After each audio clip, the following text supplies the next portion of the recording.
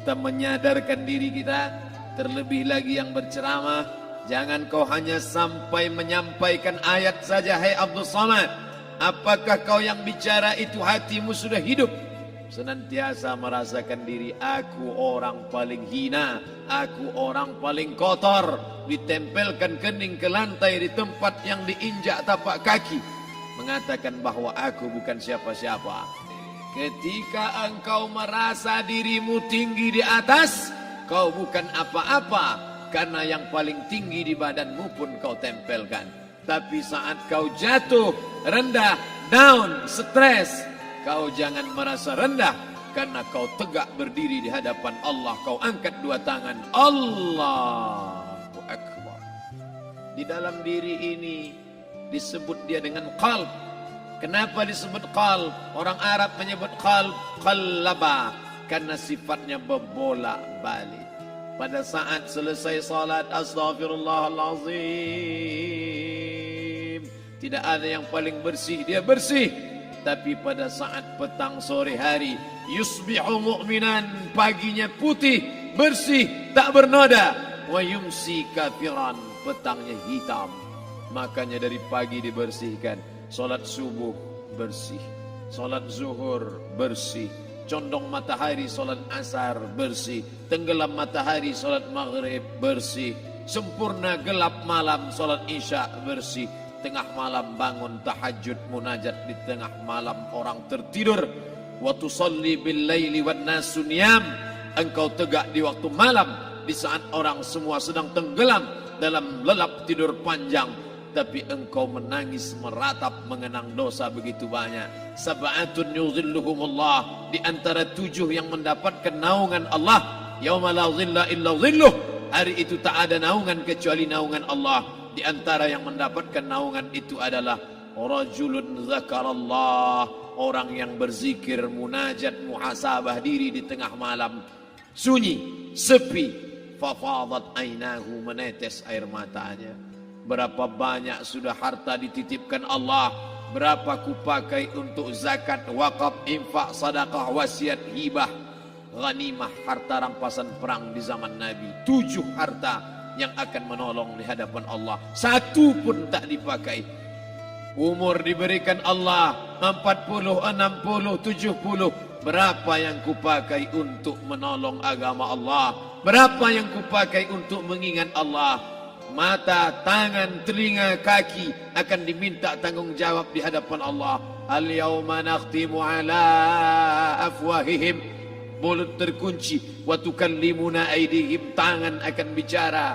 Wa tashhadu arjuluhum, kaki akan bersaksi di hadapan Allah. Siapa yang bisa menolong waktu itu? Kalau pernah tangan ini saat punya kekuasaan, 1 coretan tanda tangan bisa mempermudah urusan masjid. Sebutir kekuasaan yang dititipkan Allah bisa dipakai menolong agama Allah. Itulah yang akan menolong di hadapan Allah. Apa yang disampaikan malam ini, semua biaya pengurusan masjid 0. Itulah sesungguhnya yang akan menolong di hadapan Allah. Adapun harta yang disimpan, tabungan, deposito, tanah, rumah, kendaraan, semua akan tinggal menjadi harta warisan. Lalu yang kita bawa mati apa? Dulu dibangga-banggakan, dihormati, dimuliakan. Yang kami muliakan Al-Mukarram, Al-Ustad. Tapi pada saat tiba masanya, yang kita bawa tak lain tak bukan, innallaha la yanzuru ila ajsamikum, Allah tak menengok badan, fisik, bentuk tubuh, baju. Ini sampulnya saja. Wala ila suwarikum, Allah tak menengok rupa, wajah. Walakin yanzuru ila qulub, hati kamu yang bersih itulah yang kau bawa menghadap Allah Subhanahu wa taala. Yauma la yanfa'u malun, harta tak berguna. Wala banun, anak tak bisa menolong. Harta tak berguna, anak tak mampu menolong. Illa man atallah, kecuali orang yang datang menghadap Allah biqalbin salim, dengan hati yang bersih, hati yang tulus, hati yang memercikkan cahaya iman, hati yang bersih dari hasad, busuk hati, sum'ah, riya, takabbur. itulah yang menolong di hadapan Allah Subhanahu wa taala. Tulang, kulu, kulit, darah, lemak, sumsum akan menjadi santapan cacing tanah. Begitu besok pagi pintu kamar tak bisa diketuk, istri bolak-balik membangunkan tak terjaga, dipegang pipi sudah sejuk macam es batu, tanda jantung tak lagi berdetak, maka darah mulai berubah menjadi nanah, busuk. 1, 2, 3 hari kalau tidak disuntik formalin, jasad paling busuk jasad manusia, karena semua dia makan herbivora, tanaman saja. Tapi kita ini omnivora, semua masuk. Maka begitu mati, paling bagus orang Islam paling cepat dikuburkan. Selesai acara pemakaman, habiskah masalah, muncul masalah baru. Disitulah kita baru sadar. Apa kata Imam Ali radhiyallahu an? An-nasu niyam. Semua manusia waktu hidup itu tidur. Bapak tidur, ibu tidur, saya tidur. Semua orang waktu hidup itu tidur. Falamma matu, ketika dia mati, disitulah dia baru terjaga dari tidur panjang. Saat Israel mencabut nyawa, ditarikkannya adalah satu centapan yang kuat. Disitulah kita baru terjaga dari tidur panjang. Betapa aku meninggalkan salat, betapa aku tak berzakat, betapa dulu kekuasaan. Aku lulus umur 30, pensiun 58, 28 tahun apapun tak pernah kubuat untuk agama. Sibuk membesarkan anak, sibuk mengurus warisan. Anak pun tak ingat dengan kita, karena kita lupa menanamkan pendidikan agama di dalam otak kepalanya. Andai dulu pernah dia dibawa ke masjid, andai dulu pernah dia dibawa umrah, andai dulu dia dimasukkan SD IT, SMP IT, SMA IT, Islamic Boarding School, dibawa ke masjid, takkan dia lupa mendoakan selesai salat, Rabbighfirli wali walidayya warhamhuma kama rabbayani saghira. Harta yang banyak tak sempat menolong agama Allah. Anak tunggal semata wayang tak sempat dididik agama. Istri meninggalkan dalam keadaan stres susah hatinya karena dia tak diajarkan sabar menerima ridha ketetapan takdir Allah. Dan paling celaka, tak pernah anggota tubuh ini dipakai untuk berzikir, muhasabah, mengingat Allah. Tak pernah mata dipakai menengok Quran, kitab suci Allah. Tak pernah dipakai hati merenung sejenak, apa yang akan kubawa mati menghadap Allah Subhanahu wa taala. Malam ini saya tak minta diajak ceramah tentang hukum zakat, hukum puasa. Yang ditanya adalah bagaimana kita merenung sejenak. Abdul Somad, engkau berhadapan dengan para pegawai Badan Pertanahan Nasional Provinsi Riau, berkumpul 12 kabupaten kota. Ini orang-orang ngurus tanah, dari dalam tanah naik ke atas tanah, ngurus tanah, ngurus tanah, ngurus tanah, masuk ke dalam tanah. Abdul Somad dari dalam tanah naik ke atas tanah, ceramah, ceramah, ceramah, ceramah, ceramah, masuk balik ke dalam tanah. Yang kau bawa apa? Baju koko tinggal, peci tinggal, pakaian kehormatan tinggal. Yang tentara belum pernah saya diundang. Ustadz besok datang takziah, bapak anu tentara meninggal, tahu-tahu kain kafannya loreng. Tak ada. Yang kau bawa kain tidak berjahit, disobek, kerak. Itu yang akan menyampul kulitmu, yang selama ini kau dimandikan, dibersihkan oleh ibumu dulu 60 tahun yang lalu. Sampai masanya kau lupa kapan kau dimandikan dulu.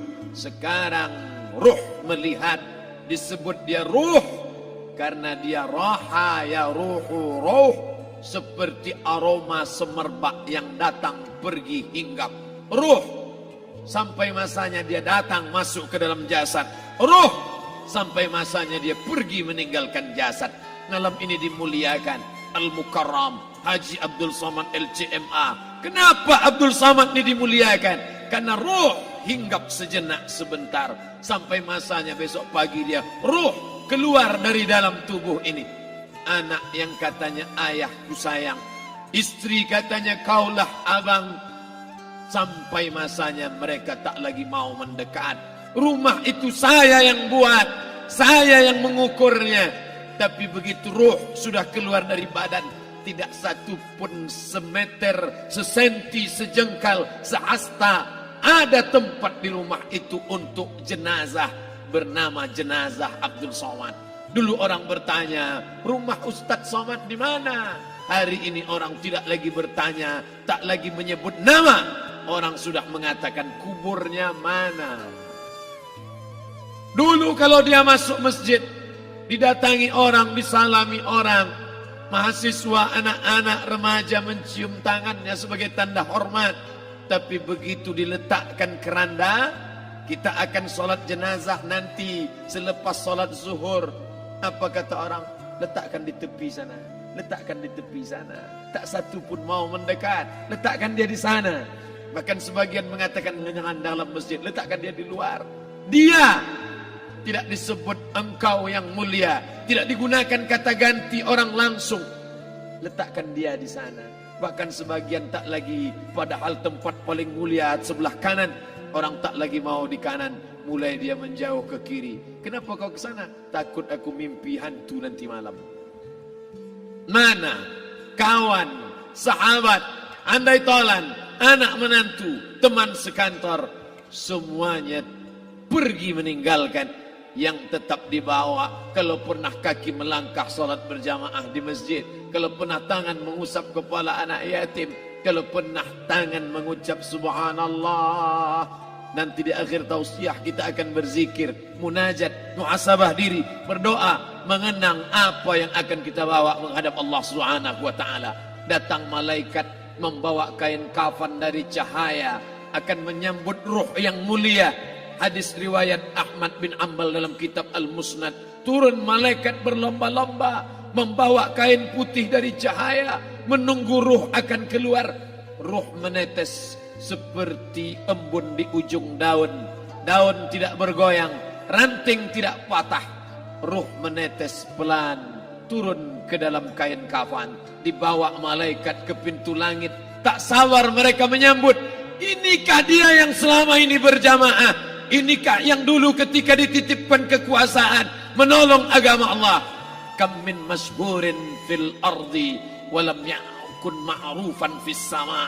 Berapa banyak yang masyhur terkenal di bumi, malaikat tak mengenal dia. Ini roh siapa? Tapi ini bukan LCMA, dia bukan ustadz, dia bukan ulama, tapi imannya dalam, kekuasaan dipakai menolong agama Allah. Ruhnya keluar di bawah, semua malaikat mengucapkan salam. Inilah orang yang selama ini kami tunggu-tunggu, catatannya sudah lama. Setiap pagi petang malaikat subuh membawa catatan namanya, malaikat malam membawa catatan namanya. Kami merindukannya. Begitu orang-orang yang masyhur di langit tapi tak dikenal makhluk bumi. Tapi ada sebaliknya, yang rohnya disentapkan, ditarik malaikat dengan begitu tarikan yang sangat kuat.